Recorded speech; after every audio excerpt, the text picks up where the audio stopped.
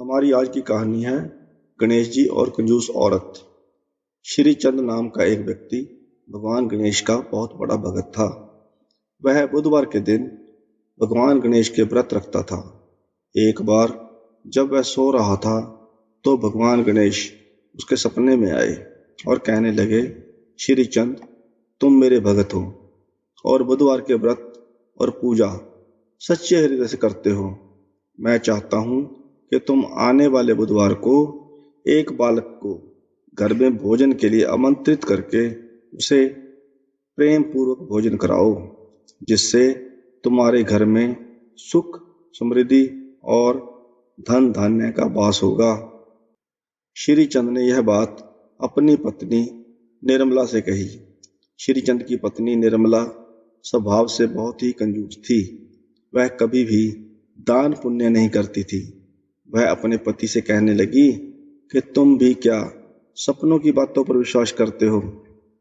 अगर ऐसे सपनों की बातें सच होने लगती तो हमारे सारे भंडारे भरे होते। अगर ऐसे ही तुम्हारा दान पुण्य करने का कार्यक्रम चलता रहा तो जो थोड़ा बहुत धन धान्य घर में है वह भी तुम सब लुटा दोगे। वह कहने लगा कि निर्मला, यह सिर्फ एक ही बुधवार की तो बात है और एक बालक को ही तो भोजन कराना है। एक थाली किसी को भोजन दे भी दिया तो तुम्हारा क्या बिगड़ जाएगा? निर्मला बोली, ठीक है, बुधवार तो आने दो, तब देख लेंगे। श्रीचंद को पता था कि निर्मला इस शुभ कार्य में भी आनाकानी करेगी, इसलिए वह दूसरे दिन फिर से याद दिलाता है कि निर्मला, कल बुधवार है, तुम्हें याद है ना? हमें कल किसी एक बच्चे को भगवान गणेश के नाम का भोजन कराना है। एक काम करना, तुम कल जाकर किसी एक बच्चे को ले आना, हम उसे प्रेम पूर्वक भोजन कराएंगे। निर्मला बोली, किसी एक बच्चे को ही तो खाना खिलाना है, बच्चा चाहे छोटा हो या बड़ा, मतलब तो खाना खिलाने से ही है। जब मैं बहुत छोटे बच्चे को खाना खिलाऊंगी तो वह खाना कम खाएगा। शाम के वक्त मैदान में बच्चे खेल रहे होते हैं, वहीं जाकर देखती हूँ। किसी एक छोटे बच्चे को भोजन के लिए आमंत्रित कर दूंगी। उधर भगवान गणेश जी सब देख रहे होते हैं और कहते हैं कि अच्छा, तुम एक छोटे बच्चे को भोजन कराने की सोच रही हो। तुम इतना सोच रही हो तो फिर मुझे भी कुछ लीला रचनी ही होगी। आखिर मेरे नाम का भोजन है तो मैं भला पीछे कैसे रह सकता हूँ? मैं ही तो आमंत्रित हूँ। शाम को जहाँ बच्चे खेलते थे, निर्मला वहां जाकर सबसे छोटा बच्चा ढूंढने लगती है। भगवान गणेश देखते हैं कि निर्मला एक छोटे बच्चे को ढूंढ रही है, तो उन्होंने भी एक छोटे बच्चे का रूप धारण कर लिया और वह सभी बच्चों के बीच खेलने लगे। निर्मला की नज़र उस छोटे से बच्चे पर पड़ी तो उसने देखते ही कहती है कि वह छोटा बच्चा ठीक रहेगा।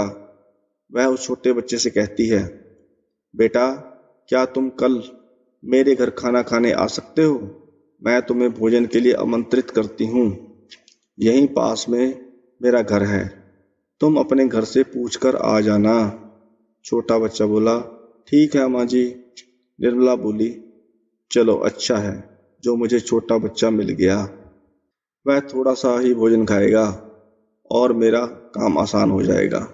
अगले दिन जब भगवान गणेश छोटा सा बच्चा बनकर निर्मला के घर गए तो निर्मला ने उनके सामने 2 पूरी, थोड़ा सा हलवा, थोड़ी सब्जी और थोड़ी सी खीर भोजन करने के लिए रख दी। गणेश जी ने तो फटाफट उस भोजन को खा लिया और कहा, माँ जी, भोजन तो बहुत ही स्वादिष्ट बना है, अभी और भोजन खाने की इच्छा है। ऐसा लग रहा है मैं तो अभी भूखा ही हूँ। तब श्री चंद ने कहा, निर्मला, रसोई से जाकर और भोजन ले आओ। लगता है इस बच्चे को भोजन बहुत ही स्वादिष्ट लगा है। छोटे बच्चे तो भगवान का रूप होते हैं। हमारे घर में इस बालक को हमारे द्वारा परोसा गया भोजन पसंद आया है। यह हमारे लिए बहुत ही प्रसन्नता की बात है। निर्मला बोली, अच्छा, कोई बात नहीं बेटा, तुम तब तक यह खीर खाओ, मैं और भोजन लाती हूँ। निर्मला बालक के सामने भोजन परोसती जाती और भगवान गणेश बालक के रूप में भोजन को फटाफट खत्म करते जाते। थोड़ी देर बाद बालक ने कहा, माँ, मैं अभी भी भूखा हूँ, मुझे और भोजन चाहिए। निर्मला कुछ भी समझ नहीं पा रही थी। जितना भी भोजन निर्मला ने बनाया था, गणेश जी सभी खा जाते हैं और फिर बोलते हैं, माँ, मैं तो अभी भी भूखा हूँ। निर्मला को गुस्सा आ जाता है। वह बोलती है, अब तुझे क्या दूँ? जितना भी खाना मैंने बनाया था सब ले आई हूँ, तू तो सारा खाना खाता ही जा रहा है। तब श्री चंद ने कहा, मुझे यह चमत्कारी बालक दिखाई पड़ता है, फिर भी अतिथि तो भगवान का रूप होते हैं, हमें इस बालक की बात को मानना ही पड़ेगा। यह जैसा कहता है हमें वैसा ही करना होगा। बालक कहता है, माँ, अभी भी तुम्हारे घर में भोजन खत्म नहीं हुआ है। भंडार घर में मूंग दाल और चावल रखे हैं, घर में दही रखा है, वह सब भी ले आओ। निर्मला सोचती है, इस बालक को कैसे पता कि हमारे घर में क्या क्या रखा है? कुछ समझ नहीं आ रहा। मुझे तो सच में इस बालक पर बहुत गुस्सा आ रहा है। सब कुछ तो इसके आगे रख दिया है, यह तो सब खाता ही जा रहा है। तब श्री चंद ने कहा कि घर में जो भी दालें और आटा रखे हैं वह भी ले आओ। निर्मला वह सब भी ले आती है। भगवान गणेश दाल और आटा भी खा जाते हैं। तब भगवान गणेश बोलते हैं, जो सामने गेहूं की बोरी रखी है वह भी ले आओ। तब निर्मला कहती है, यह बालक है या कोई भूत दैत्य है जिसको मैं अपने घर में ले आई हूँ? मैं तो इसे छोटा सा बच्चा समझ कर लाई थी। मैं यह सोच रही थी कि यह कम खाएगा। अब वह श्रीचंद को भी डांटना शुरू कर देती है और कहती है कि और करो बालक को भोजन पर आमंत्रित। तब श्रीचंद बोला, प्रभु, मैं जान गया हूँ कि आप इस छोटे से बालक के रूप में निर्मला को संदेश देना चाहते हैं, पर निर्मला सचमुच घबरा रही है। प्रभु, उसे क्षमा कर दीजिए। निर्मला रोने लगती है। उसके घर में अनाज का एक भी दाना नहीं रहता तो गणेश जी सामने प्रकट हो जाते हैं। श्री चंद भगवान श्री गणेश के सामने अपने हाथ जोड़ लेता है और निर्मला भी उस बालक को गणेश जी के रूप में देखकर चौंक जाती है।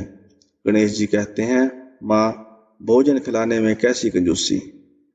तुम्हें सिर्फ एक बच्चे को ही खाना खिलाना था और उसमें भी तूने सबसे छोटा बच्चा ढूंढने के बारे में सोचा। इसलिए मैंने एक बालक के रूप में आकर तुम्हें सबक देना चाहा। कभी भी किसी अतिथि को भोजन के लिए आमंत्रित करो तो सच्चे हृदय से बिना कपट किए भोजन परोसो। प्रेम पूर्वक दान कार्य करने से घर में सुख, समृद्धि, धन, वैभव और अनाज आदि के भंडार भरे रहते हैं।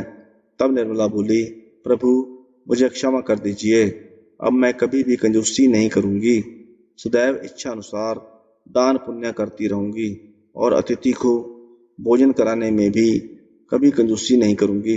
इसके पश्चात भगवान गणेश जी श्रीचंद और निर्मला को आशीर्वाद देते हैं। गणेश जी ने जो भी खाया था उस सामान का चौगुना कर दिया। श्रीचंद को अपनी भक्ति का फल मिल गया और निर्मला को भी सीख मिल गई। आपका बहुत बहुत धन्यवाद। Please like, share and subscribe the channel. Thank you.